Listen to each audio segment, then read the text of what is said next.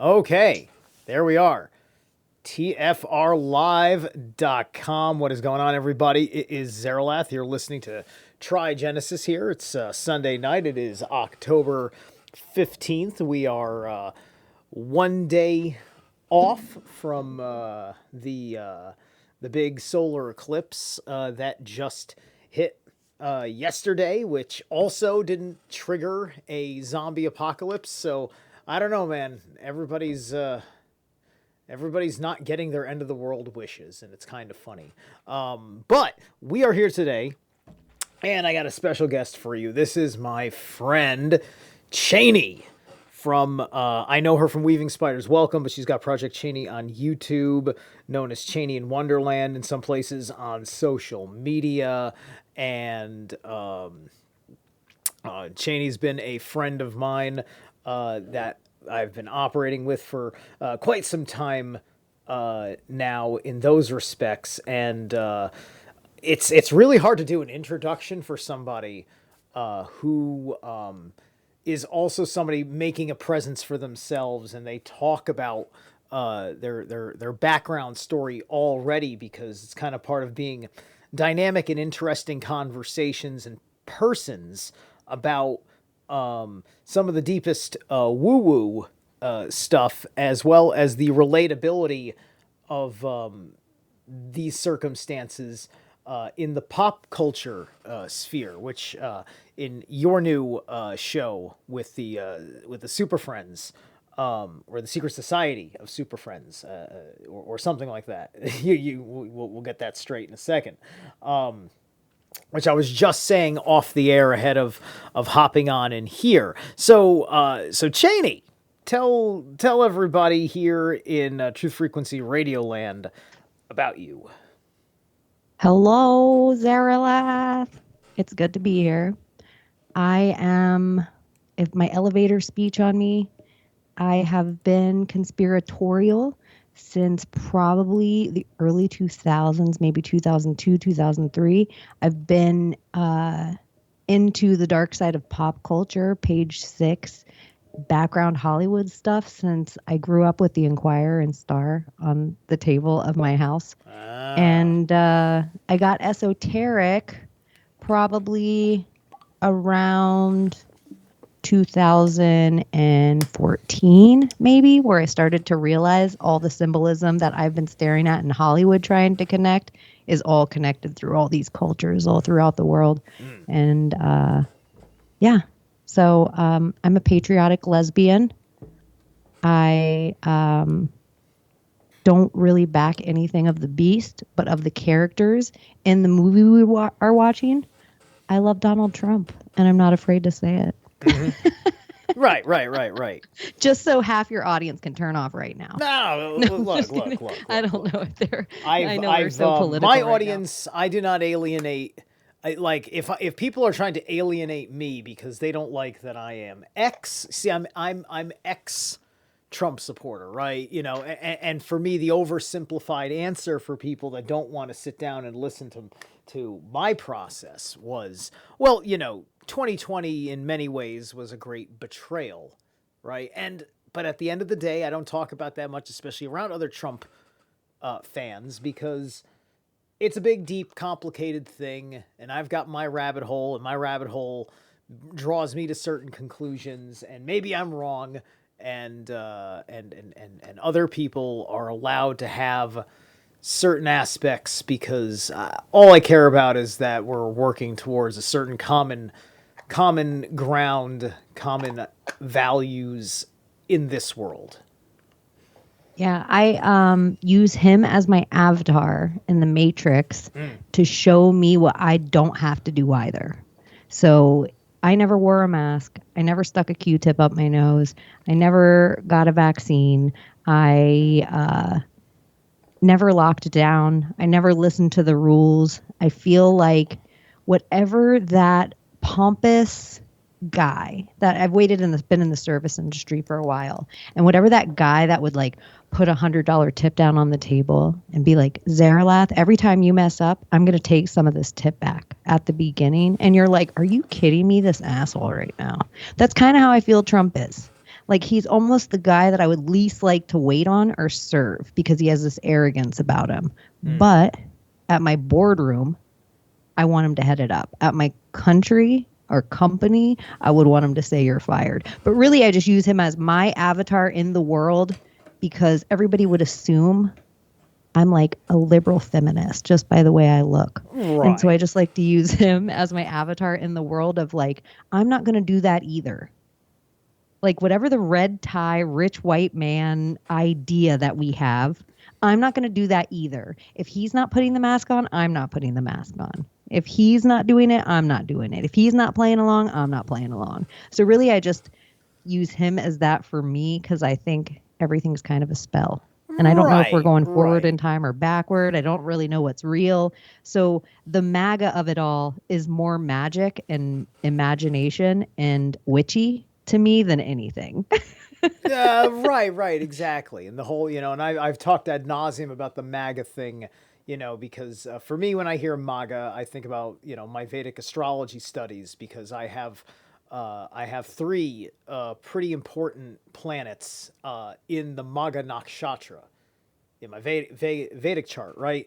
And so, Maga, like we all understand that about it being like the magician and stuff like that.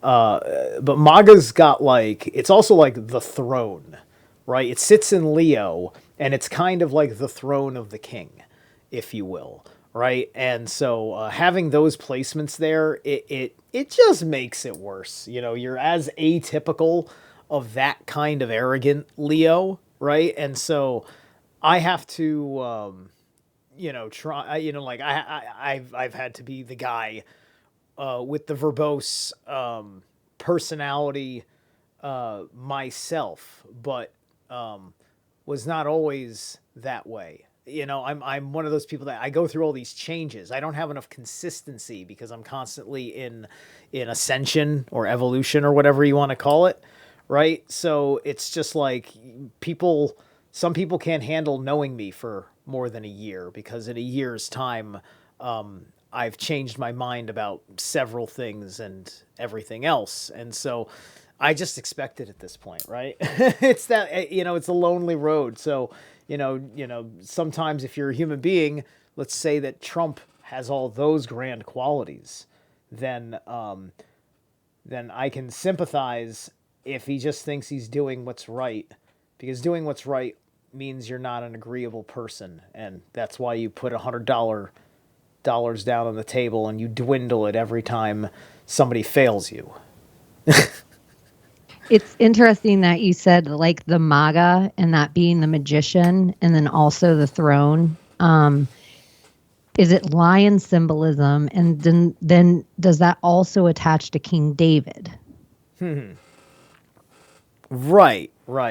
Well, that's one of the questions about like, look at the end of the day. I think we get a little Zionist like paranoid. There's two kinds of Zionists.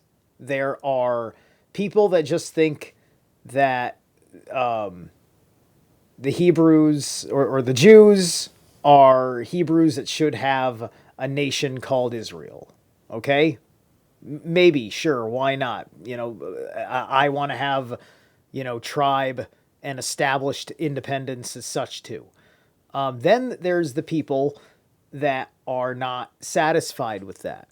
People don't know about the, quote, Greater Israel Project, which is what ISIS was designed to destabilize and create for that nation. The original color revolutions. At least that we know it to be. But yeah, you're so right. Greater Israel. And, it's just like I said, it was a betrayal because I was all behind Trump up until, the sniffles. And, because him properly going after the threat as the situation in the world was at the time thwarted that plot because everybody could kind of see it coming with the breakdown of Syria in particular.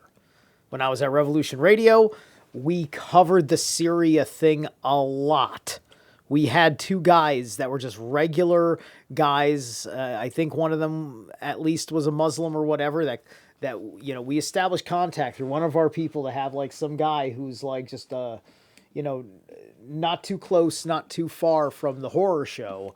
And through various conversations, I think we shifted consciousness about what America was doing about it. Even then, because things eventually culminated, and then there was that, oh, we're going to Syria, and then somebody in the military said, wait, no, not without Congress's permission this time. And I was just like, what? What is this? We're actually asking for at least a resolution again? Why are we asking for resolutions again? Why aren't we just tyrannically doing it like I always figured we would, you know? But what about Soleimani?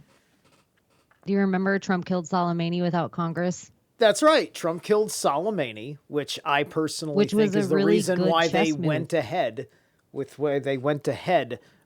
okay, let's just keep ramping up the sniffles until after the impeachment, and then once Trump gets off on the impeachment, we'll lock down the country because the left is going to lose their shit knowing that he's going to make it, right?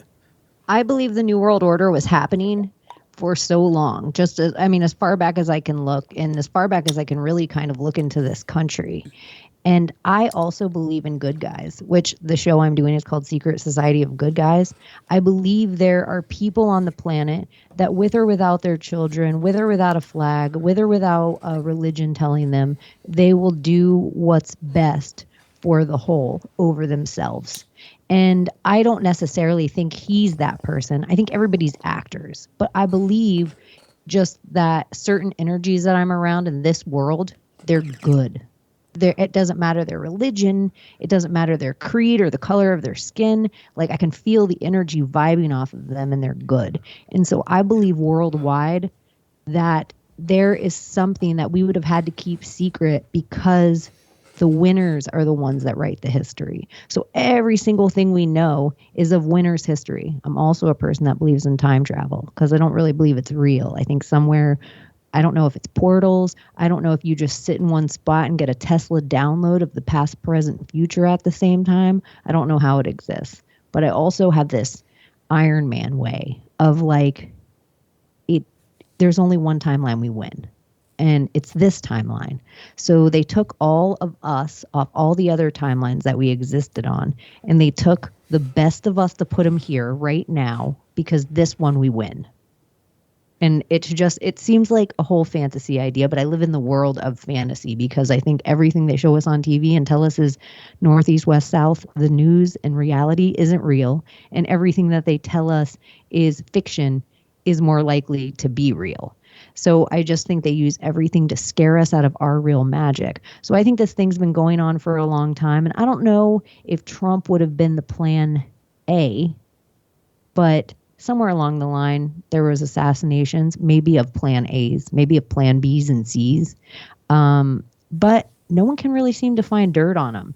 And a couple of chess moves, Soleimani right now, holding the key to a nuclear arsenal, being infiltrated the way he was. Trump did it without telling Congress because we knew Pelosi and all those dirtbags everything was mirrored. So they were the one colluding with all the other countries. They were the ones doing all the other bad things. They never found anything on this guy. Right. So Soleimani's killed. There was all the weird shit already going on with Netanyahu. We know that Israel, they vaccinated their whole entire population. So I think they will definitely need a reason to explain away deaths because all of them also have to serve in the military, and they only have to serve in the military so they will be more reverent to the state that slash a nation, that slash a religion, that slash it's like this is the only place on the planet like that. And then they're in this part of the world that, imagine if the Beirut bombing didn't go off like it did. There was all the chemicals in Beirut. Those all exploded right around the Mediterranean. We have the Gaza Strip, which if you look back into Canaanite, it was probably named by them, and it means goat. And so they like goat symbolism. They need waterways to traffic any of their children, any of their weapons, any of their drugs. Wait. Gaza means goat?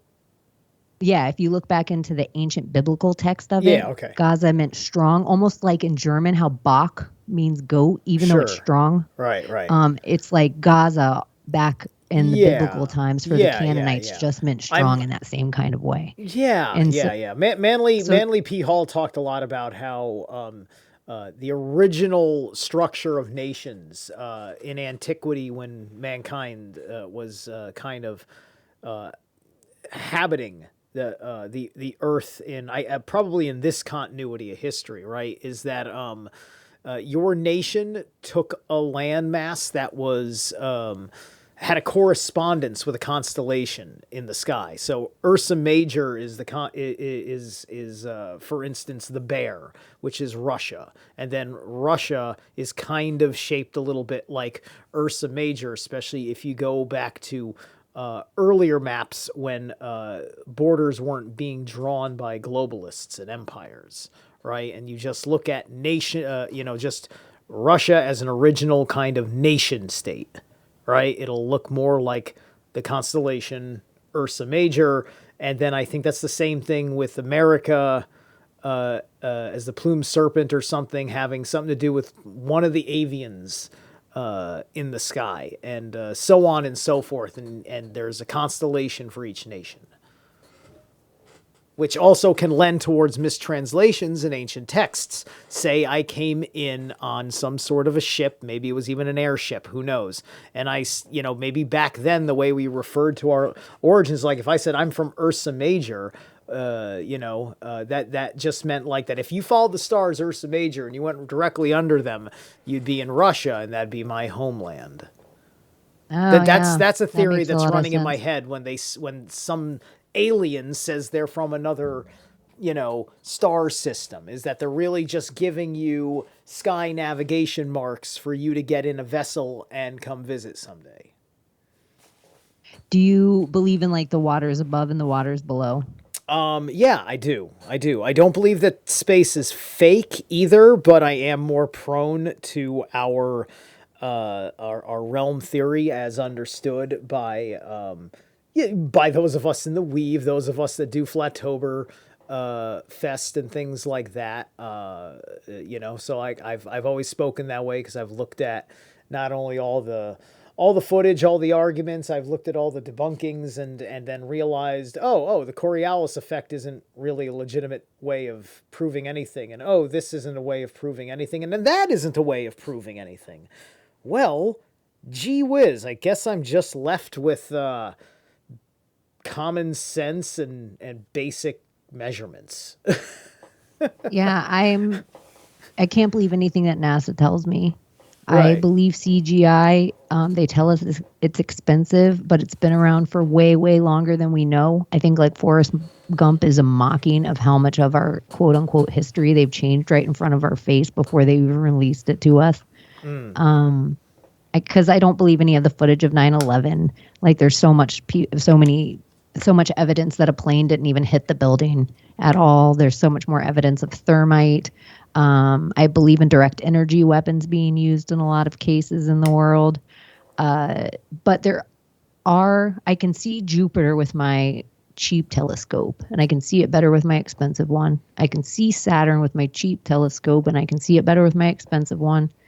But Venus and Mars, that they tell me are so many millions of miles closer, or whatever space math is, I can't see it with either telescope. It looks like a light in a pool. Like it looks like a light underwater.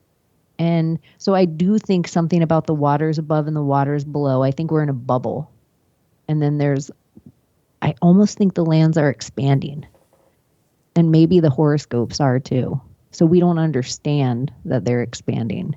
But the more I Right. think about like the life tree, I think there could be some truth to like a Jack and the Beanstalk idea. And if we cut something like a big tree down that fossilized or petrified, and I even like how the word petrified also means scared. Um, if there was a big tree that was cut down like Devil's Tower, could it have been this life tree that grew above the waters, like into the waters, and the roots would go below into the waters? And somewhere we cut off the thing that separated the waters. which would have also, if we tried to rebuild it, if we tried to rebuild it throughout time, um, then we might have built it as a tower. And I believe trees have water that run in them. And if you cut down a forest, it changes the direction of rivers. So you would have foreknowledge of a flood coming if you were cutting down the tree that was causing the flood. And we also have the idea of Right. like a Noah building an ark or different gods, depending on what system, but all in the Great Flood. People have this panel idea of them building it instead of just cutting down one log and carving it out like a huge piece of wood, like a huge tree. And so I'm thinking if your granddad did that or your father or whoever, maybe you would spend your time trying to fix it. And so then we have Nimrod, which it's like he is Noah's like grandson or some shit. And we never hear anything about Nori, which that's Noah's wife. And there's a lot of talk that they were Moors, which I think is crazy because then you get into the whole Maleficent being Moors thing.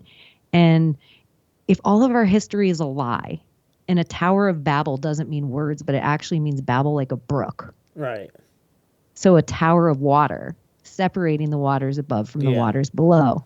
And it seems like we have this representation of a life tree existing in so many religions. I think one of the things that I'm understanding is that the Greeks resurrected the Hebrew language. That apparently the Hebrew language had died, and that a much of the reconstruction. Like in the 60s, too, I feel like relatively recent.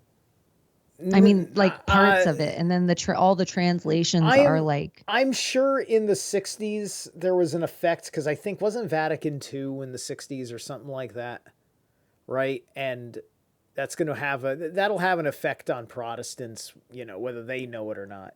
Um, but I was going to say that no, my understanding is we're talking about going back to like 300. We're talking about like around the time they were getting their selections set across for the Council of Nicaea to throw all the books on on a table, and the ones that didn't fall on the floor become the Bible, right? Like they allegedly used divination to select all of the books, all of the scrolls that would be in a Catholic Bible, like this one. This that's one impressive. has books that you don't know if you're just like King James, New International Version, da da da da da. Those are all Protestant Bibles. The Romans, the Josephians, all these people that are associated with Vatican and the original publication, that was with this particular set. This is a 1960 something edition of the Holy Bible, right? My grandmother's got a clipping of John Paul the First's funeral thing on here from like the Greenwich Times, the local newspaper. Old Bible, right? And so You're making me have to look and see I when can my go Bible was validate printed. Mandela effects with that thing, right? I know now I have to look and see what the publication date on the Bible I study out of is that I almost just lit on fire. Right, Can you right. imagine if I lit my Bible on fire with my Yeah. joint? Oh man. And I Well, yeah, that's what they want you to do, right? It's just like I tell people from my understanding of the discipline, look, there is no, and it works both ways. There is no Christianity apart from Satanism. There is no Satanism apart from Christianity. They want you playing off of false duality, so that way you always demonize duality because they don't want you to understand Hermetic principles and how to find the rhythm in the duality and realize how much of like you can actually thrive if you put a little bit more attention and discipline and effort into it. the duality is so interesting because I think they try to convince us there's only two ideas of everything. Right. It's Oh, like by the part way, of their chessboard. there's going to be a hard network break that's going to interrupt us in about 45 seconds. Sure thing. I think they try to convince us to think in a teeter totter instead of in a top. Like a top has an infinite amount of lines, and you just have to keep it steady in the center. And it might wobble one way or wobble the other, but a teeter totter only goes left and right Right. or up and down. And I think they try to get us to think in teeter totter, and we should be thinking in a top. Something to that effect. You know, like I like the concept of oscillation, right? I took a I took a discipline in qigong that works with running energy down the body, and then I tweaked that discipline so I could also run energy up the body by reversing some of the energy postures, and it works well. We should be coming up on the break any second. Give me a second here. I want to see if we can hear it cut in, Sure. because then it'll mute us on the network level. It sometimes runs late because the network can get misaligned due to technical difficulties. The owners of the station, they try their best. Things have been different lately. And we're going to have about 3 minute break, and then we're going to be right back, continue our conversation for the next for the next 90 minutes. You've been listening to Project Chaney. Leaders must understand your friends and family about your favorite shows. If you're a business owner, get in touch with us to feature your product or service right here on TFR. And if you haven't done so already, become a TFR supporter now and get unlimited commercial-free downloads in high quality. Visit truthfrequencyradio.com/sign up. Thank you for making TFR the leader in independent and uncensored talk radio. Truth Frequency Radio, your protection from deception. There we go. Okay, we're on air. We're back. How's it going, everybody? Zerilath. It is the bottom of the first hour on Trigenesis here on TFRLive.com. I am with Chaney in Wonderland on the Project Chaney YouTube channel, and I was just going over some of the expectations when we have the little segment breaks, just because we're trying to communicate over the Skype while waiting for it to go down, and then I'm also recording over here, and so like that I just have to make some edits later on. And we were in the midst of what was the last point that I was making some rebuttal to a question I think you had for me, right? I don't remember now. I was I smoked a joint and I lost my train of thought. oh my gosh, you smoked a joint. I wasn't going to tell anybody that we were question I wrote for smoking. you, though. Come on, this is a professional operation over here. It's not like the boss takes ayahuasca or anything like that. But anyway, yes, Chris and Shuri are notorious for their ayahuasca and Aya Life products, which I haven't tried them myself, but I know that it's good stuff. But yeah, no, I know that we were talking about a little bit about time travel. And I had a thought about that, and also you mentioned something about I should do a show on my YouTube channel too.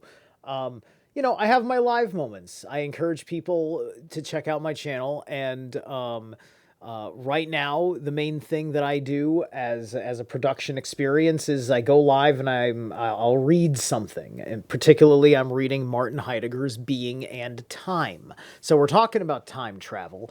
Being and Time is about ontology, which is your experience of the world and the definition of this experience, which has been coined in a particular meaning in German called Dasein, which doesn't have a direct English translation. So a great deal of the book is basically the book of Dasein, of this concept of your experience of being in the world, right? And that has been quintessentially helpful for living the experience of this. You know, like I'm not a 5D ascension guy, but I do say ascension just in the sense that, you know, superheroes are activating. The spiders are superheroes. The secret society are superheroes. There's so many shamans, maguses, divinators, and witches coming out of the woodworks. Things that people are doing in MMA and stuff. You know, you're practically having the return of the mystical monk. You know, I mean, like, I think that I've tapped into something, which I think probably a lot of guys in the Norse world do. So I don't even think it's special, other than I feel like bragging about it. Is that it's almost like I'm becoming like a monk for Thor, right? You know, when the Mjolnir is on, and I'm out there in a stoic disposition out there in the world, and then order gets disrupted in a way that is not good for anybody. You know, I plant my feet down like the roots of a mighty tree, and I'm just like, stop, right? And usually it works. And sometimes it takes the big boy voice. And so, like, this is just doing things and understanding energy. It's very Sun Tzu, right? Because, you know, you're winning the war before it happens, and that's practically time travel from a tactical point of view. And everybody knows that the time travel conspiracies are all wrapped up in breakaway civilization, deep state stuff that goes back to technologies that were conceived in the Tesla era and put into practical application in the paperclip era of Western science. Right? And when I was at Revolution Radio, a big thing that was of discussion in the esoteric was the Stargates, the Chronovisor, which was a device that was basically a time scrying portal. You couldn't go in time with this. This wasn't the jump room conspiracy theory, Project Pegasus, as understood by Andrew Bashago. This was Project Looking Glass, right? The point is that, yeah, you could look into the past, look into the future, you know, kind of like, you know, you've seen this in sci-fi movies and things like, it's kind of like the gods standing around their well, and then they can do an invocation over the well, and then images show up in the well like a crystal ball. This was like a cool Tesla Tech style crystal ball that gave you time and space coordinates to punch in and get an idea of something. And those records say by December 21st, 2012, which may have been more in fact December 21st, 2020, or perhaps it was both because of a huge stitch in the timeline that was created, is that I believe we've been in the midst of the manifestation of a war that's happening outside of time and space, in which God has to intervene because it's fucking with time and space, and that's how God has its fucking experience of anything. So this is where this is something that I'm trying to get across. I didn't get a chance to get into it because it's, you know, all the cooks in the kitchen on the weave, but Stavely showed up from Open Your Reality podcast last night, and he's talking, and his proponent is that God is talking to us and doing stuff for us and stuff. And I agree, but I also think that there's also a lot of course correction stuff and broken fragments of other stuff that we were in and then got out of and probably didn't even notice it, which is why you got Haas and Haas avocados, because, you know, in a timeline where the Nazis win, I could see it being Haas. But I don't feel like the Nazis are winning right now, but it's still Haas in this timeline like it was a Nazi thing. So I think that's leftovers. Couldn't you also see the Berenstain mix? Don't a lot of these things seem very like, like I don't know this to be true, but the King James Bible seems a very specific tale. King James, I do know to be true, is like Mary's son, and Elizabeth kind of uses him to rewrite the Bible and mix up Catholic, Protestant, and pagan and any other belief systems that were all outside of the system. And they mix them all together in this King James version of the Bible. And anyone that didn't agree with that leaves, they call Puritan. It didn't matter. They were like, right, those are Puritan Christian, those are Puritan heathens, those are Puritan Protestants, those are Puritan whatever. And so King James is somehow this playbook we seem to be playing on, like they're trying to convince us that we're in like a Revelations. Like, here's a plague, and like the four horsemen. They're Right. like four Right. horsemen. Yeah. Exactly. Right. Because unfortunately, the Bible is twofold dumbed down. Now I'm remembering something else I did want to say because I was talking about Hebrew as a dead language that was resurrected by the Greeks.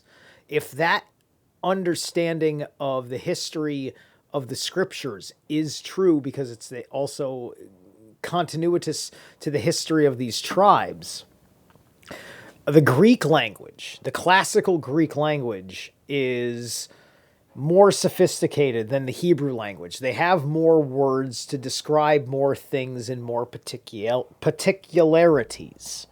And so that is why you keep getting these correlations to paganism, because allegedly the Greeks were taking their mythos and changing it all around for the henotheistic story of what they're trying to repiece together. Like maybe these were Jews that spoke Greek or whatever, but the point is that they were speaking Greek and didn't know Hebrew because all they had was it in writing and trying to remember it.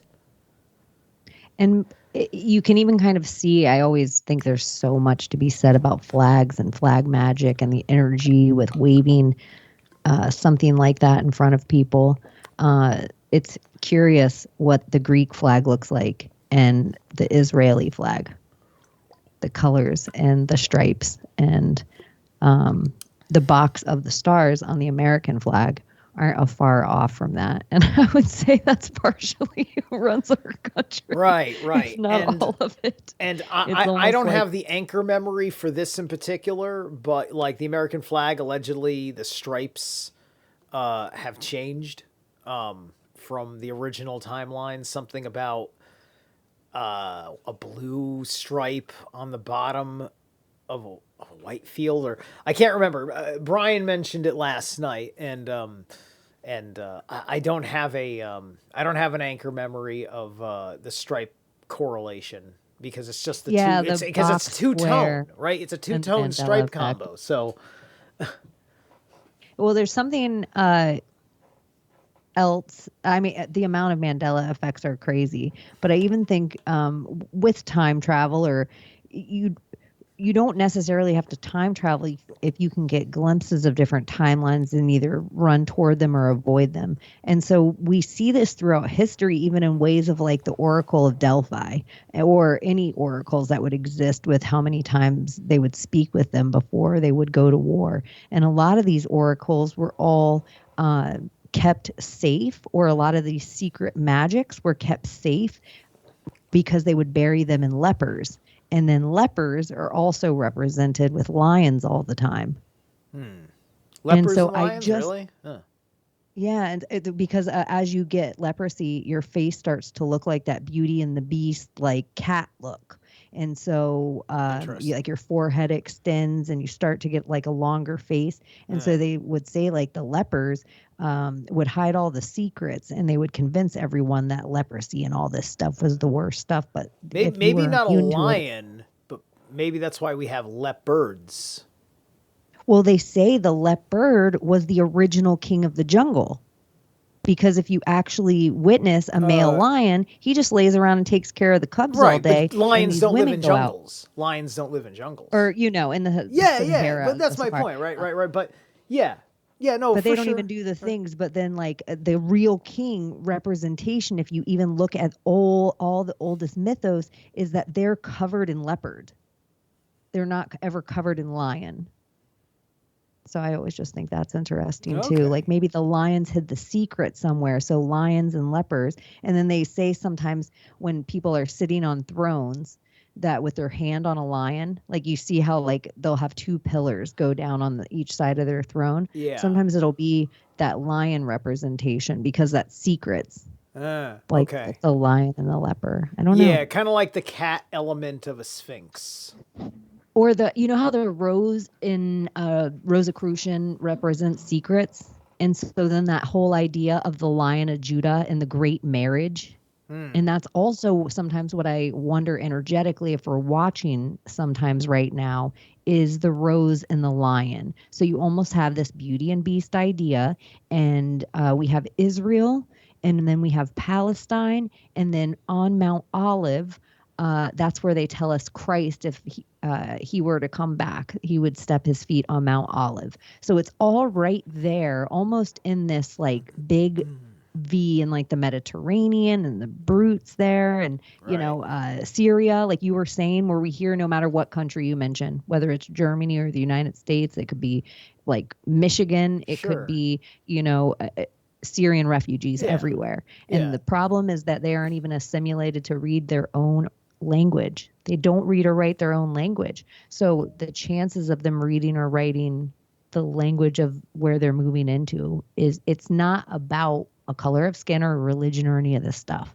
It's just like, it's all being done on purpose. Right. No, I know what you mean. One of the comments I left on the last, when I was listening to the last live stream you did, I think it was God Pill Angel. She said something about Jesus's resurrection being like this, like perhaps a solar eclipse or whatever. And there's one of you guys on there said that. You remember, right? Yeah. Yeah. So I left a comment. I don't know if you saw it, because she may be right about that. Because then my mind immediately jumped to the thought of, well, hold on a second. This makes sense. Jesus is taken down from the cross and he's put in the cave in the underworld, right? And then, like the imagery invoked in the passages, as I at least remember them, unless it's a bad translation or a Mandela effect, is that the Lord rolled away the stone so he could ascend from the cave after his resurrection. Yeah. So what does the moon look like when it's leaving its eclipse? It looks like it's rolling away from the sun, and then it comes back out. Now, of course, we're not talking about a 3.5 day period, however. Granted, he was suffering on the cross for 3.5 days. Then he was dead for 3.5 days. Is that how it worked? Right? So it's kind of like a week. That's where the 33. I think it was like a whole week his death took from nail to resurrection.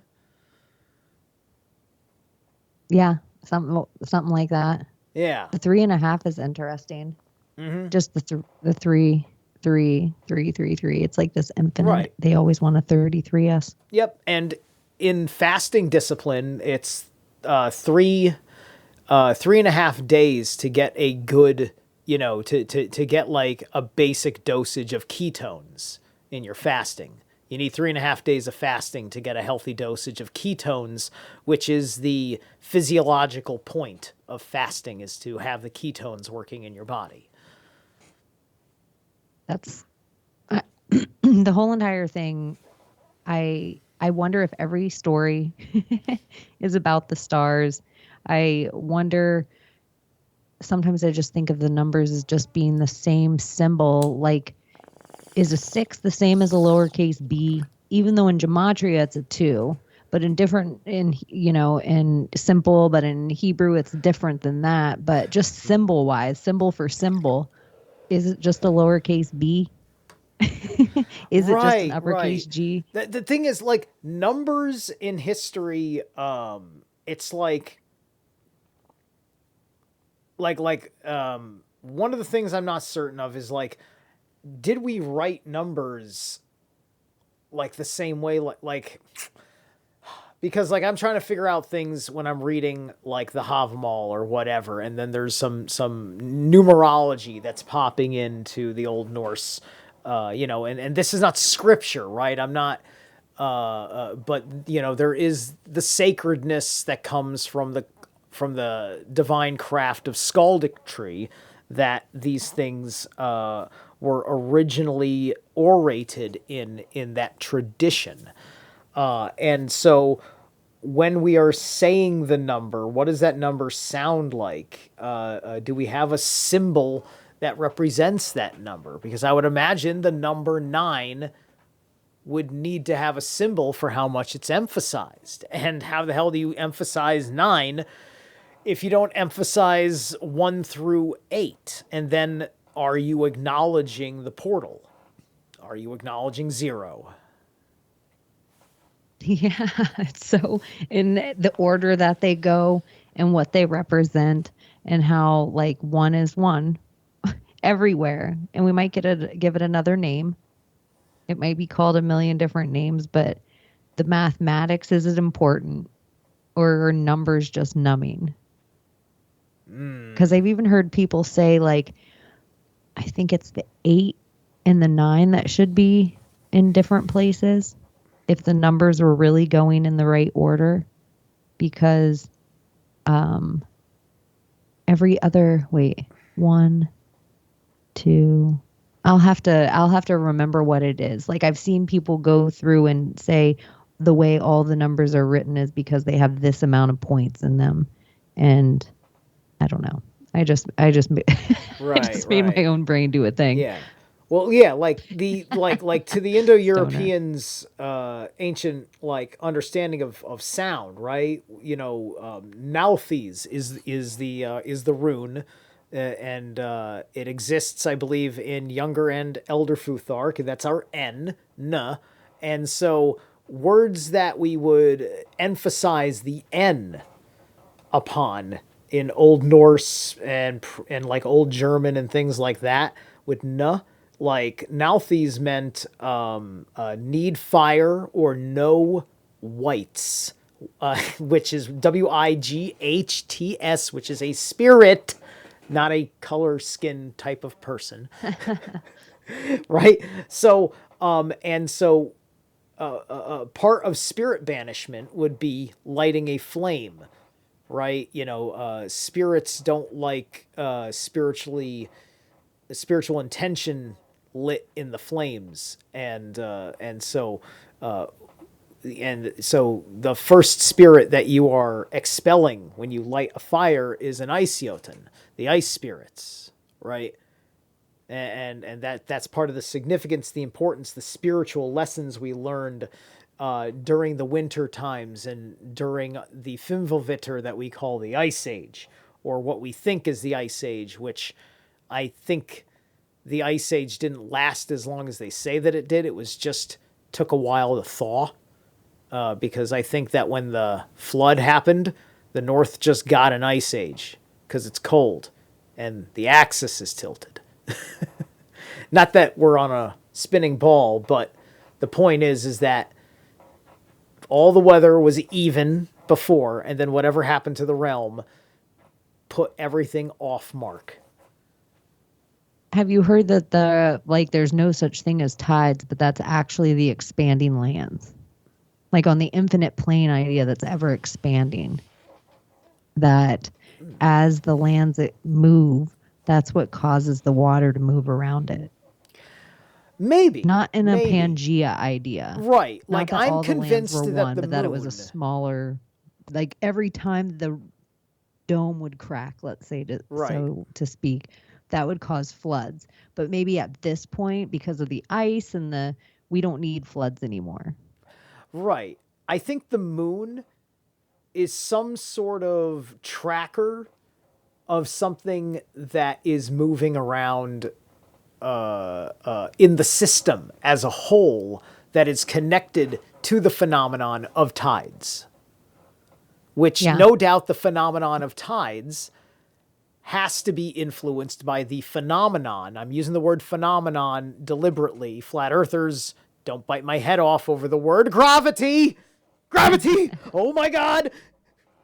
Gravity! It's real! Oh my God, things are falling! Anyway, the phenomenon of what pulls things in this direction relative to my experience of reality and common to everybody else's descriptive experience of reality, right? So, the only thing that I can fully think of is that my understanding from the reports from the Nuremberg event, not the trials. Funny that the trials happen in this city as well, but the Nuremberg celestial, possibly like UFO type of event, right? and that the descriptions from those that took the time to pay attention to what they were really looking at, and the picture doesn't do full justice, is that it wasn't like spaceships, but it was like machinery, right? It's like, imagine that this was the stuff behind a holographic projector. And so the holographic projector turned off, and now here's the mechanism of the universe. And that the people of Nuremberg got to see all the Lovecraftian madness of the construct of the Matrix, if you will, right? And I always kind of like that idea, like the screen in between, as opposed to, because there's ancient civilizations that remember when the moon was brought here. Right. In the fourth Matrix film, they've got that new city, Io, and I talk about this stuff in my Matrix breakdown video, which is available on my Odyssey channel and maybe my BitChute channel. And when they go to Io, part of the things that are being developed by the people of Io is they're trying to have this bigger cavern than what Zion was, and they're trying to simulate natural weather while they're down there, and they're using holographic projections to kind of get like a sense of clouds and to make it look aesthetically pleasing without being some sort of illusion that's tricking you into thinking that it's nothing more than an illusion. So, but also giving you the weather effect that you need to feel like you're getting back to a natural connection, right? And that was an important statement about, like, you're rebuilding in the wasteland. It's not easy because none of you have ever actually worked with real soil before, you city slickers. So many people haven't. And if they have gloves on all the time. And they always have to separate themselves from rubber and, from grounding with rubber. So even most people's yoga mats are rubber. And you're like, I know. You're out here put your feet on the ground. Your shoes are rubber. Your gloves are rubber. It's wild. Yeah. I mean, like, I wish I could find, maybe I need to get like a hemp yoga mat or something like that. I got to find the right material that's gonna do the job. Yeah, I've seen these things where you can put like these copper tacks in your yoga mat and then run a wire. The same way you can ground out like a sleeping pad almost. Oh, okay. Yeah, that's a good idea. Yeah. Yeah. Do you think that the Ark, just in this moment, because I was doing like Red Cross digs and Oh, hang on one second. Oh, wait, we're about to go to the hard break. I wasn't paying attention in the flow. Oh, good. We'll be right back. Okay, there we are. Now we're on air. How's it going, everybody? Zerilath, it is the top of the hour, 7 p.m. here, TFRLive.com. Trigenesis, and I've got Chaney from Project Chaney. Is it just Chaney that you like? Do you want people like when you want people like knowing like your full like what you call yourself? Because we just call you Chaney, right? So yeah, I'm just Chaney everywhere. Chaney. Yeah, just Chaney. Just making sure I'm not forgetting some other part of your name that I'm supposed to throw out there, because it's Chaney in Wonderland on social media for you personally, and then Project Chaney is kind of like your works or something to that effect, right? It's just really all my Chaney in Wonderland. I've lost so many accounts from social media, right? From talking about everything, because I've been kind of looking into the world of conspirituality for so long, that I was anonymous forever and ever. And I lost so many accounts that eventually the last account I could have was my personal account. So it first became my shit posting account, but then it's just kind of everything. And I wish I could just have it as my main account,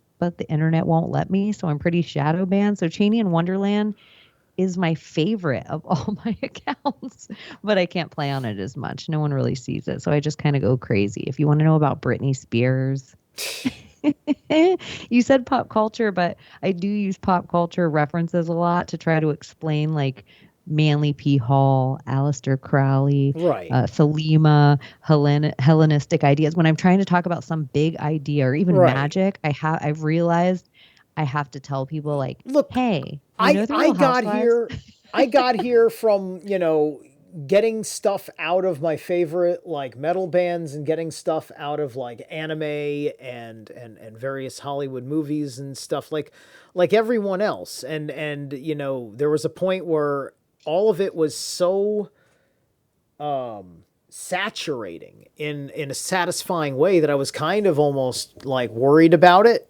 And because I think there's definitely, I personally definitely had to make some corrections in my attitudes and my relationships with the concepts, and working on graduating out of being the guy that says, "Oh my God, reality is just like this movie." And look, let me explain all this research I did, and the main reason I got to talk about this movie and have fun doing it because I like the movie is because I know that it's something you can relate to and figure out the connection the way I figured out the connection and understand why it's true, right? And now we have to get a lot further than that because things have gotten so much more serious. But yet still we have people that are trying to go back into all of that, right? And I think one of the big things that was also missing for me is that like I wasn't very I didn't have all the good social skills, right? So I wasn't used to the way women think, and nor did I ever give much thought that there was actual different thinking between men and women per se, other than they just wouldn't want to share something with you because they were women, and perhaps you were like just trying to get in their pants or something like that. This is Yeah, folks, you don't know I this, know. but we're on Skype, and Chaney just put on a an effect, and now it's my birthday party apparently.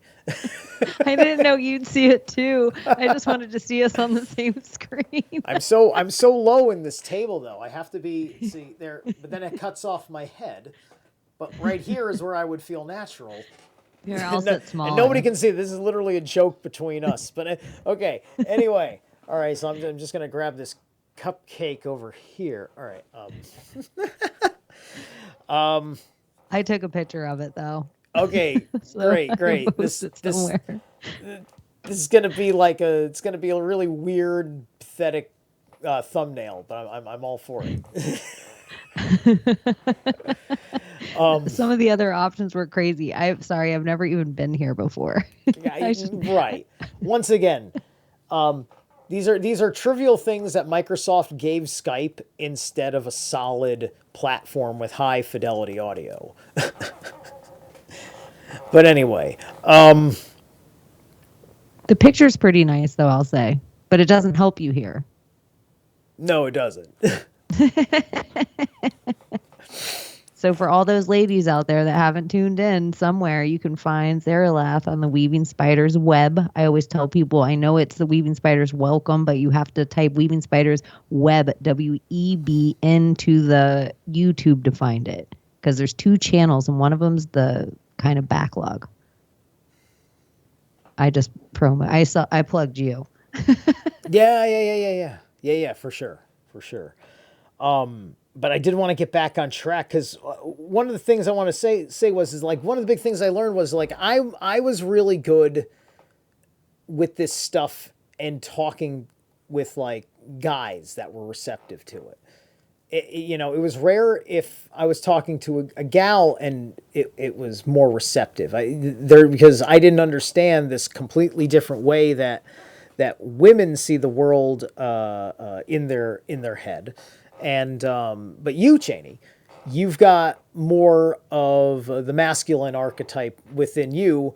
And we've talked about this on the Weave before and things like that, right? Because you know that you're the husband in your relationship with your wife. I don't even think I've seen your wife at all or whatever. I'm sure she's a phenomenal woman, right? So you've got When your I girl, post you got that your girl picture of, brain, but you also got the guy ways that your girl brain works.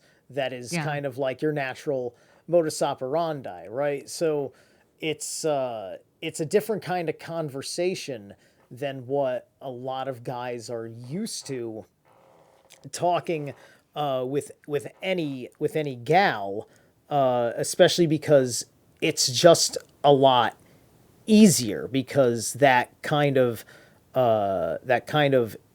impulse that you understand certain things about a guy's like energy and thinking structure because you have it in personal application for yourself. I don't have like there's certain things I imagine in the drive part. I think less like women think very emotionally, I feel like, and men think very logically. And I feel like sometimes I can stand in between or think logically, like cut my emotions out. That being said, in the same way, like I just imagine some part of my brain is like a straight male thinks because I am like, I am trying to pay attention to you, but your shirt's cut a little low and I'm just staring at your tits. And then I'm also, it just dawned on me in the past few years because of my like masculinity that all the reasons people didn't listen to me because they see this shell on the outside, I knew a whole bunch of like very attractive women that nobody took seriously because they were the archetype that we all assume is the attractive woman. So I'm like, oh, I knew all these like very intelligent or very funny, like a lot of like pretty girls that were really, really corny and funny. And I was like, they probably don't get any kind of, we all have like the prejudgment of, but it's almost like Barbie or whatever that bullshit was, set up these women, like these certain sect of women that they can't help the avatar they're in any different, but they want to play in the nerdy realm that I think that's fun, like the comic books or you like anime or like I would sit with my guy friends and we'd tree fort it up and invent things and have Right, zip lines right. in the woods. Well, I mean, And I it's just it's nice that there's so many girls that are into gaming now too, right? Because like maybe that's kind of a bad thing. Because I'm sure if Balderson's listening right now, he's probably cringing at me saying any of that because he doesn't think guys should be playing video games, let alone the girls, right? But but but like it's kind like I think what kills a guy is when they've got this very interesting world in their head, and chicks that they enjoy their company, that they think are I don't know that like I'm trying to say like stuff beyond just the sexual of it, right? Because this is like I got lots of like women, I work around women, all the time because I'm at a florist and everything else, right? And there's just stuff that's just impossible to say. Stuff that's just impossible to say. And it's hard to get somebody even on a wavelength that could even listen to you guys over on the Secret Society, right? Because it's just like, oh, they're saying something about Britney Spears, and then it takes a south turn down the rabbit hole so damn fast it'll knock your head off, and then you feel a little guilty because how do you explain this to your husband who may be in the other room listening, right? And so it's normie women that are the ones that are really I think making this matrix literally that we're talking about. The way that they're like, consuming a certain reality that then guys have to step into as a part of just life. And, and then a guy just doesn't like it when he has to hold his tongue because a person will go into hysterics over what they think you are because of what you said. Right? When what we're saying can often be way more complicated or nuanced than that. and it's this defense mechanism because punching you in the face isn't going to work on that level. I think a lot too. I think that in the world, as it's mostly existed, men were the only ones allowed to speak. They were the only ones allowed to hold podium. They were the only ones allowed to hold soapbox. And we might have like ideas of goddesses in the past, or people might bring up like some rando politician or say like the Queen of England, but she didn't really have any power. It's like Britney Spears. Like she's just a conservator. Like she's not making any real decisions. It's just like a ruse. Like it's just the same as like a controlling structure, but really it's like Winston Churchill stuff. And anyway, I think that women are just getting a place now with platforms like this where you can turn your mic louder than mine, but I can now, for the first time, speak in this voice. I don't have to scream. I don't have to cry. I can just speak in this tone. And you can, turn your mic louder than mine, and I no longer have to yell to be heard. Like my voice is equal to your voice for maybe the first time in history. And I know that sounds so wild to say because I understand the last few years. Like I think the Me Too movement is fucking bullshit. Like I think the feminism movement is bullshit. I think taking the women out of the homes is bullshit. But the idea of like the 1950s was right, or that the 1880s was right, or that whatever, every other time, even the God is a man. It's not goddess. The Lord is a man. Everything is given this term, and like we don't talk about, even Freya, maybe like even her, for example. I think that the female energy has lost its whole idea. And then I think we're relying on all the history written by the winners, which to me, it seems like it's all men. And so now women, for the first time, if we're trying to figure out what our history was in this whole thing, who was Sophia? Who was Lilith? Who was Eve? Who was Pope Joan? And it's not to take away anything from men. And I think that's where I stand in the middle, where people assume like, oh, Chaney must hate men. I love men. I think I love men more than any of my straight lady counterparts because I don't even want to have sex with them and I still want to hang out with them all the time. Yeah. Chaney wants me to take my shirt off and it does nothing for her. I don't understand. I don't have to understand. I was actually also admiring. I was like, look how nice your spindle curls are.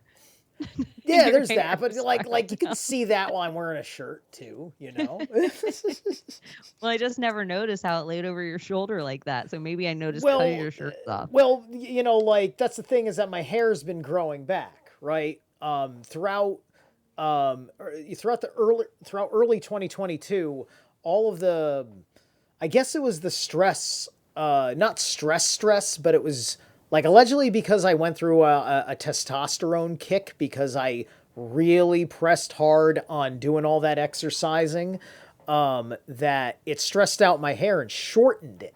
So it wasn't sitting down like this. It was like up here. It wasn't below the shoulders. It was like at the shoulders. It's only been coming back to the lion's mane I used to always have now. Now it's starting to actually come back and sit down, and I didn't have to ease up at all.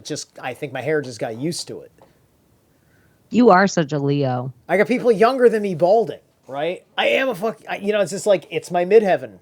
It's my fucking midheaven in Vedic. I would guess it first. Right? Your personality. And you're a fun lion. Well, yeah. Well, I mean, I'm a 5th house Aries. So it's like Sun's in its house. Sun's always exalted as an Aries. So Aries and Leo, they can get, it can get confusing, right? The midheaven is in when I'm in my Vedic side of my attitude, right? These other things are in my Western side of my attitude. So yeah. I just, I try not to be too much, I need to know more about my chart. What's I that? know I know some of my signs and stuff, but I don't know it detailed like that. I Oh, don't even okay. know if it's the right version. I've Well, heard even with Ophiuchus, I'm still a true Scorpio. I would I would highly recommend you get a reading from somebody. I could do a thing for you, but I'm not like a astrologer, but I could do a little thing for you. We can talk about that off the air. Okay. So I think so the main reason why I'm bringing this up with the ladies is that like it's a question of getting through. It's a question of getting through. And we aren't equal physically. That's the other thing I tell a lot of ladies, that because of like jujitsu, I'm really into martial arts. I love like the UFC if I'm going to bread and circus. I've been around women who are the toughest women in the world, and they know better. The toughest women in the world know better than to F with just an average man. So when there's women out there that think like I can do anything a man can do, and everything, all of our standards have kind of been lowered, whether it's Right. in firefighting or in law enforcement or in soldiers, Yeah, when all these things have she been can do lowered. anything a soy boy can do. Yeah, and there are very far and few between a couple of broads out there that are bad bitches. They can carry the same size hose, they can run the same distance, they are bad bitches. Right. But overall, physically, I don't ever like to argue with exceptions to the Of rule. course, there's always Overall, exceptions. physically, but I think somewhere society-wise, we used to have a little more control. That's why I think we have so many yammering words with each other. Like we're such clucking hens. Like I think overall, my masculine has way less words. Like it's just it's simple in a good way. Like the like I'm happier with my hands in the soil, Right, building something, exactly. doing something. When the term mansplaining was coined, this came up because with the gentrification of men, they're just doing what they thought women who are of higher wisdom and intelligence than them wanted from them, which was to share their feelings about something, to talk it out, to make sure that they're understood, and that's like a guy can't do all of his operations like that, right? A guy has to be like, short and simple, and then can break into more of an even flow like later, right? It's just like I have a certain modality that my mind works at my job, where the ladies give me an order, and then my man brain has to figure out how that woman wants the world in that store to look by the time I'm done moving the heavy plant, right? I have to remember that no, the table's not just straight; it's at an angle because we're doing an aesthetic thing, and don't just put all the plants in a straight line. Put them like this, right? And it's just Threes and like fives are pleasing to the eyes. right, exactly. It's not just working in a retail store where everything is lined up like an automaton, right? It's I meant to call that have under arrest. That's where you put everything up against the wall. right, right, exactly, exactly. So, But we have to be real. Who can pack better than a man? Like when I don't care. And I've packed houses with so many ladies. Ladies are really good with glass stuff. They take better care of things. They're good at putting like the little paper around it and putting it in the boxes. But when all the boxes and furniture and everything's ready to go in the truck, square footage wise, inch for inch, dudes can pack that truck like Tetris. I'm always impressed. right, Like yeah, I'm like fist bump. yeah, that's like the mechanistic parts of just of how our body works, just like going right, like just like step one, grab the box. Step two, walk over to where the box is going. Step three, put the box down. Step four, place the box in neatly in place. With like like it's like building the pyramids of Giza. There's going to be like no light in between the boxes, and go back over, grab the next one, and just like that, and like boom, with that physicality in the hustle. There's exceptions to the rules, always exceptions to the rules, but that kind of way of doing it, it's the guys, right?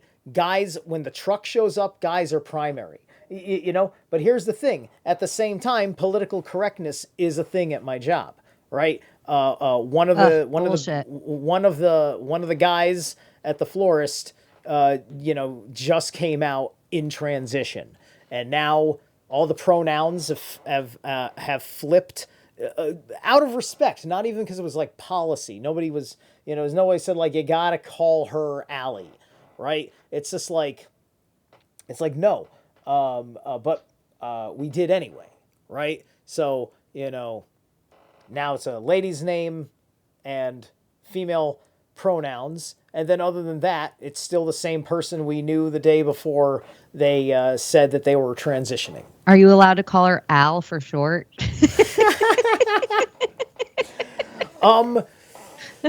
If I had a conversation with her, explaining that it was just because if I had a natural born lady friend named Alice or something, I might want to call her Al as a gag, right? Like, just because I don't get too close with anybody at work because I'm crazy like you. And we all know what that means. It means that people have to prove that they aren't profane, that they can be initiated, that they know enough to understand the realm that we operate in. Because this conversation might as well be Greek to them. Yeah. We've bounced around. I even was thinking at the beginning how like we talked about Moore's time travel, Israel, Palestine, Trump, blah, and like I'm like, yeah. And I kind of like too, I just feel like I'm a little silly. I notice more often than not, most of the men in the podcasting realm are really big gentlemen, and everybody feels like they have to stay in a, not you, there's exceptions to the rule. Right.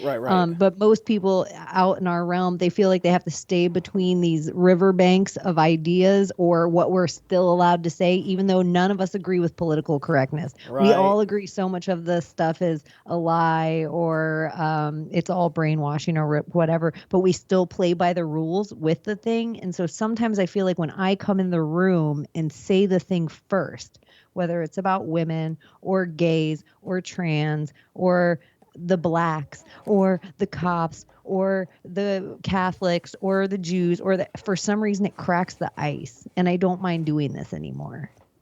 But same being said, sometimes when I want to exist in the 3D, I don't want people to know too much about me because I just don't want to.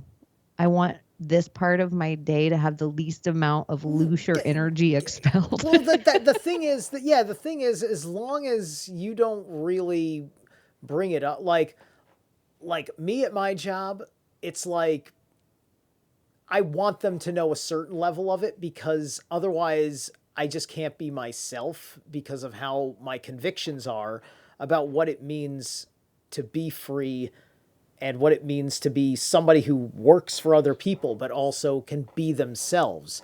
Because the normie gets to be themselves, because the normie's only sense of self is this limited range of safe ideas, and that's perfectly acceptable for them, and I don't want to shatter their happiness in any way, shape, or form about any of that.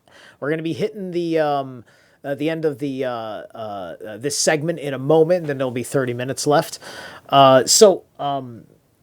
Like I tell people, like, yeah, I do a lot of yoga and I do like qigong stuff for meditation. Like I mentioned I mentioned that I know astrology, I know the runes and whatnot.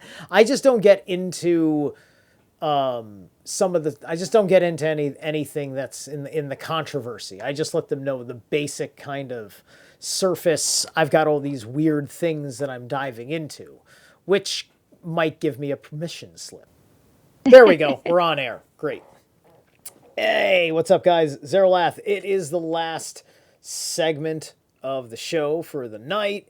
Here, it's October 15th on TFRLive.com with me, Zerilath, on Trigenesis. I am talking to Project Chaney, Chaney in Wonderland, my friend who is doing some very awesome stuff on YouTube. Having just making an atmosphere really for just having meaningful conversations. That's ultimately what it's about. And we were talking just before the break about the difference in men and women's thinking, and I was making those points because I was getting very interested in the whole bit about like what a man sees in the world and how he expresses what he sees in the world can easily be taken the wrong way by a lot of people, but it's the way that it's taken the wrong way by the women in their world because of how they have because you kind of see that they're all there with the consensus of things, and you can almost tell by the way that they talk about other things and then they mention something that it gives you like an idea of what their whole thinking about someone is, and whether you can bring up a controversial subject matter and imagining what it means, right? Because this is, I think, part of the gist of what makes the ability to have a conversation about whether people ought to be vaccinated or not, for instance, right? The over the top emotional reactions in 2021 about this matter were primarily and predominantly women. And I was starting to notice there was becoming more of a certain divide where only where I see women putting men up to it do I see men really behind this, but it's the women, trying to make all of these threats of isolating themselves from the men that are cucking to them, right, as part of their persuasionary devices, and all these other hostilities towards the man's need to object for X, Y, and Z reasons. And there's going to be plenty of men that aren't even going to bother and pretend that that they would have objected if they didn't think that the women in their life would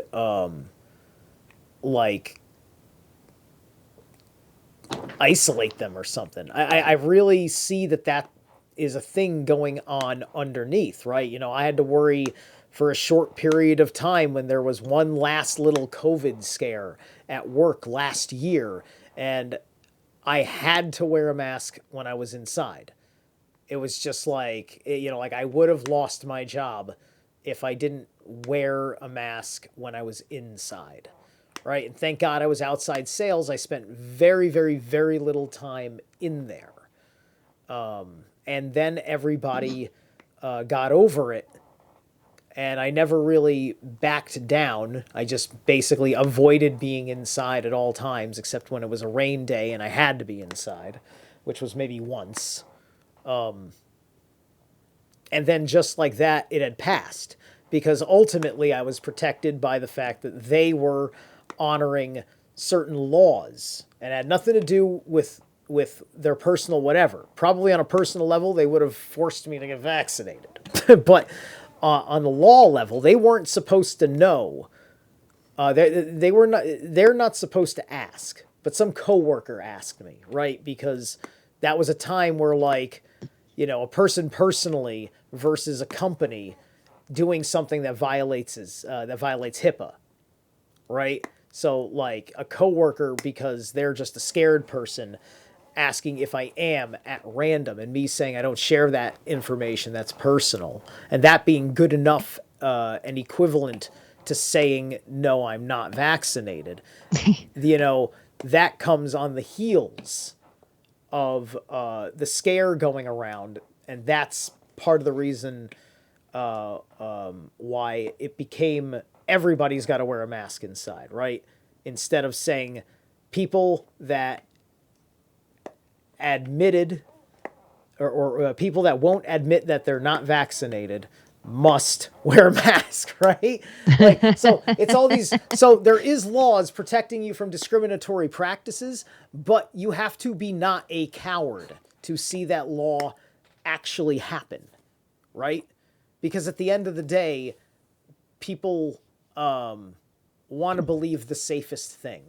And so that's what they're going to believe. And the safest thing is COVID protocols. Yeah, I'm lucky I lived in Florida and I saw a lot of women at like school boards making sure parks stayed open, making sure kids didn't have to mask. And we were broken down different county by county, which that's how everywhere should be, like in this constitutional republic idea. So I got to see women stand up in a lot of ways. And I like was heartbroken a little bit because I felt like the masculine men that I knew that were like bigger and stronger were going to take care of everything. Like the soldiers, like they would never let our country, like they wouldn't let this shit happen to us. They would never lock our businesses down. They wouldn't let this happen. Right. And it's almost like I was waiting for them to stand up, and I think they were castrated beforehand. Well, you know, like what 2020 taught us, what 2020 taught us in its inversion was that, you know, there's two sides to the inhumanity of order followers, because sometimes your order is to stand down. I know, it's like order from who? And so it's like that cucking to me was always putting the mask on. So I never would. I would never fucking put the mask on. I didn't care who told me. And that was a small symbol of keeping my mouth shut. And my masculine brain, I think, is better at looking at things from a 10,000 foot view. Right. And my feminine brain is better at details and nuance. Mm-hmm. And I think both those are so good at like retaining, because I do think my woman kind of brain is squirrely, like you're saying, where it's like on to the next thing, on to the next. I'm a Karen. I'm mad at you today. Here's this. Zerilath, you're not allowed to say this to me. You go put on your mask, because this is the one bit of control I have in this world, is to tell you what to do. Because in reality, in the natural law, you could just take your fist and bang me in my head and bang me through the soil. It's the only power I have. And we're at this like inverted power where these like tiny little overeducated, because it's not educated in a good way. If you have a degree, you're just indoctrinated. Overeducated little mad women are like dictating to the world what to do.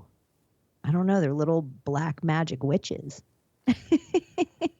Yeah.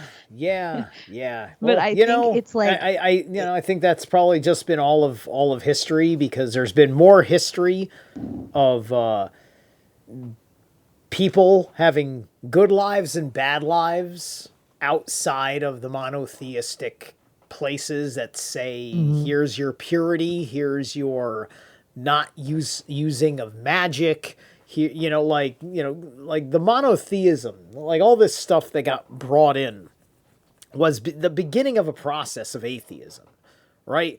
Because they screwed up our relationship with spiritual naturalism and animism and polytheism, and they then like condensed it into this thing that was getting grounded in literalism, which was also getting you stuck in your head and creating big conflicts between your head and your heart, because you're getting you're getting a spiritual message through the writing, and you're not necessarily getting the emotional connection first, like you would hearing it presented by a shaman who has, a deep relationship with experiencing the story in its unallegorical form, which can be harder to explain, and then transferring that into the allegories with the personifications, right? And most of the Bible is doing the same thing that the pagan myths are doing, but trying and insisting that it literally happened. It's In my written in a head, way to all say it of it literally happened. happened. Not just the Bible, but all the religions happened. I believe in all the stories in a way. But the weird part is if I try to tell you the only way for you to reach the highest high and whatever your religion tells you is through me, that's bullshit. Right, right, right. I mean, not even not even like the Norse gods talk like that, right?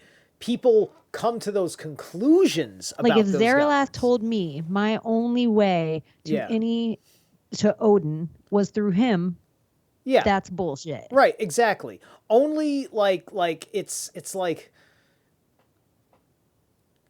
yeah, it's in the more religious contexts that you start getting it, because of the even higher level of the personifications of the gods. It's the difference between Hinduism as a system of spirituality and pantheons in India versus the what it says in the ancient Vedas themselves, which is like the Eddas, a writing down of the oral tradition to begin to have some sort of more preserved idea. As I think basically there was a population expansion, right? And I think with population expansion, there weren't there were too many people per shaman, I think is what happened. And that in order to get the message out to everybody, they had to put it into writing as a more proper way of spreading the message, but it was still the shamans themselves that would be the authority on this thing because of their practice, their discipline, and the selection of future shamans, right? Because I think in shamanism, it's kind of like it was just like a kid in the tribe is discovered to have the gift, and then at a very early age, they start preparing their life in initiation into shamanism, right? And then this is the deeper, hardcore shamans, not like guys like us that found shamanism in that Jungian style of getting back to having a divine relationship with ourselves, to have this experience of leveling up in life, if you will, and getting out of the horror show of problems that you had, right?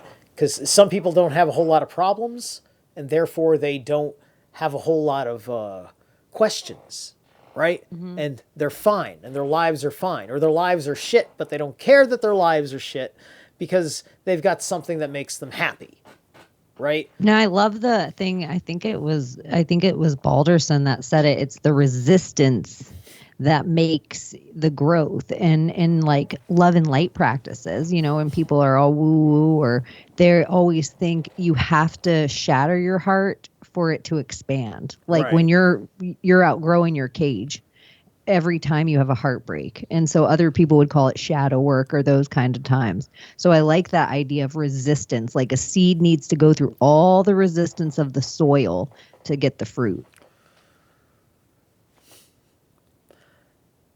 Yeah. I like Yeah, exactly. The whole allegory of the seed planting, because that's going into the earth, which is it's going into hell, it's going into the underworld. It's like like when they talk about the word, these all these different words for the underworld and paganism, like by and large, they were used in regular language just to mean underneath the ground, right? Below surface level, right? And, that made certain kind of natural sense because the part of you that wasn't the divine kind of goes back to the earth. That's Balderson talking about where the salts and the oils separate, and then the oils eventually, I think they evaporate and they go up. That's what's up. The oil is up and the salts are below, and those things return to their station when they separate. And I can't remember what point I was going to make based on that. I'm glad I'm not the only one. It's because it's Sunday. This is my loosey-goosey day. Yeah, of course it is. Of course it is. They're all there's like, loosey-goosey days. I whether there's supposed to be a Sabbath or not, Sunday just is fine. I can play along with Sunday lazy day. Sunday. Sun, Sonsun. Right. Or soon. The sun worship. Or is it soon? The day that comes soon. Soon day. They were all soon days. Right. See you soon day. Maybe it was all soon worship. I know even an eye for an eye is really just an eye and for an eye, not an eyeball for an eyeball. Right. Yeah, I mean, like, look, at the end of the day, that's all just, the Norse call it the law of Gebo, right? It's the balance of things, the alchemist's equivalent exchange, the X. Like killing. That, don't you kind of think that could be, the more I've been thinking about this over the week, thou shalt not kill, that could be the biggest ruse. Thou shalt not kill? Yeah, maybe some killings are just. Well, that's the thing, right? That's the thing. It's just like... And maybe that was put there just to control the heathens. If you look in the Old Testament, right? If you look in where is that? Is that in Deuteronomy? Whichever book it's in, right? The Ten Commandments. Oh, it's Exodus, obviously. I think there's like two Deuteronomy's the gay one. Yeah, that hates the gays. I always am like, the doo-doo always reminds me of it. Or I've had it thrown in my face so much. They're like, here's Leviticus, here's Deuteronomy. And I'm like, okay, thank you. I'm straight now. Yeah. There is, you see, I have an there it is, interlinear scripture analyzer program on my computer. I've talked about this many times. I have done Bible breakdown videos that are still available on my Odyssey and BitChute channel from back in the day, where I, excuse me, where I show people the real translation of different things. Hold on a second. Search translation for, let's see if I go commandment. I'll get there fast enough, I think. Did I misspell it? I misspelled it. Hold on. Ugh. I can't spell today, apparently.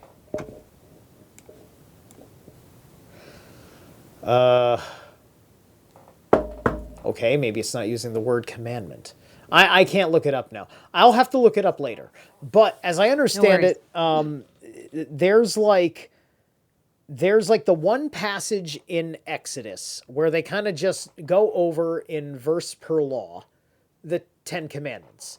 Then there's another chapter which elaborates and uses slightly different language on those 10 commandments. And there's more stuff being discussed. It doesn't just stop at the simple 10 thou shalt not sentences, right? And so I got to find that because I did do a thing on that. Have you heard the Hebrews were time travelers while you're looking for that? Or if do I think the Hebrew were time travelers? Have you heard that the Hebrews were? that the Star of David represents a Merkaba, and that there was like these energy portals on the island of Atlantis, and the Atlanteans filled a lot of them, and then the Martians came in because their planet was exploded and filled like a few of them, and then the Hebrews came in and filled one of them.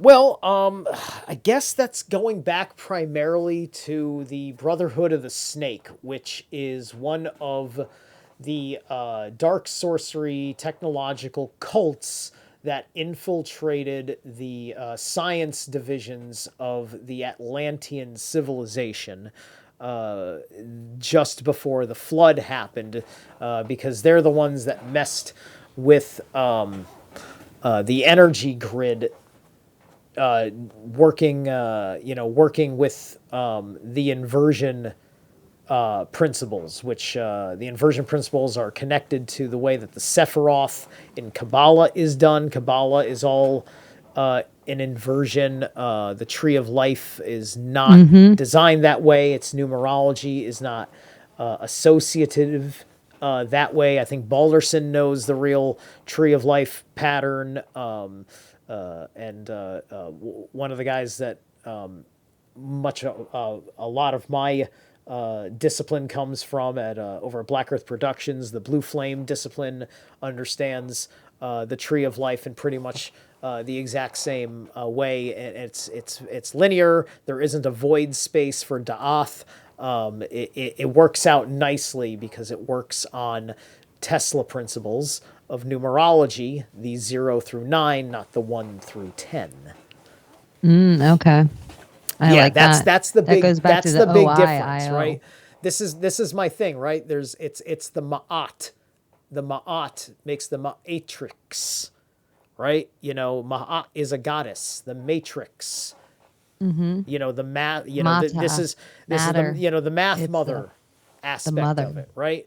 Right, that there was the cult of Ma'at was in between science and magic, directly in between, because they were starting to figure out how to quantify the value. Oh, in our rituals, 3 is significant for X, Y, and Z reasons, right? So we want to use the number 3 in these patterns. Triangles work well for this.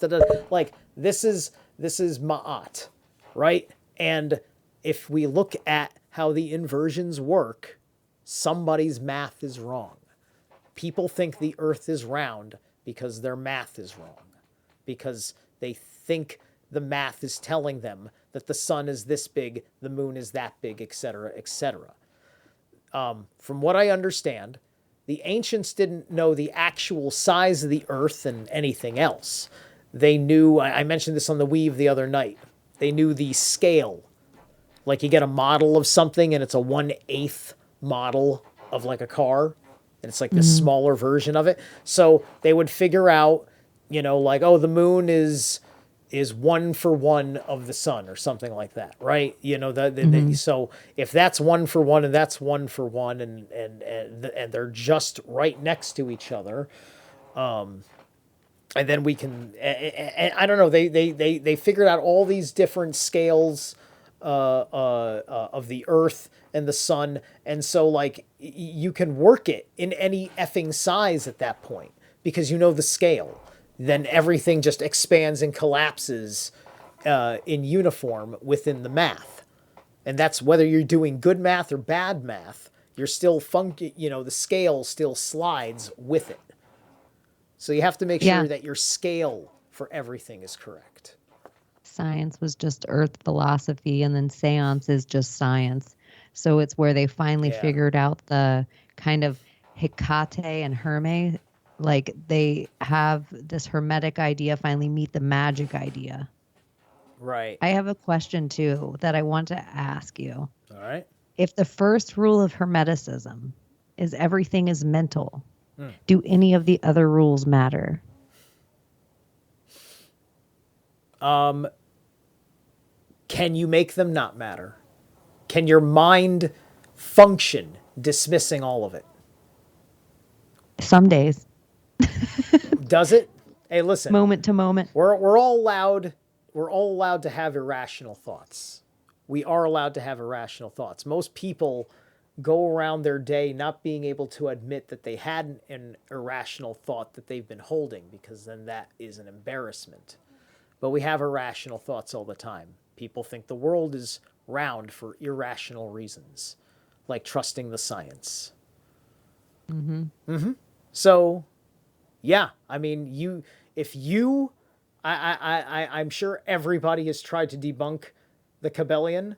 I challenge anybody to find somebody who has answered that, to the best of your ability, and show me the person that has found a better principle, right? Because I think where we find our conflict is maybe raw material. The law of one, I'd say, is not congruent. And we got about 30 seconds left. So Chaney, plug away because we're done with the show. I have no doctrine. I try to be a philosopher. I've realized I really don't know anything. I like to hang out with people and open hearts and open minds and people that are passionate about the things they're into. And if you want to listen to any of that, you can find me at projectchaney.com or on YouTube at Project Chaney. And all my links are on projectchaney.com. Excellent. Thank you so much for being on, and I may have a guest next week. I am working that out. All right, that's it. We're done. Hang on.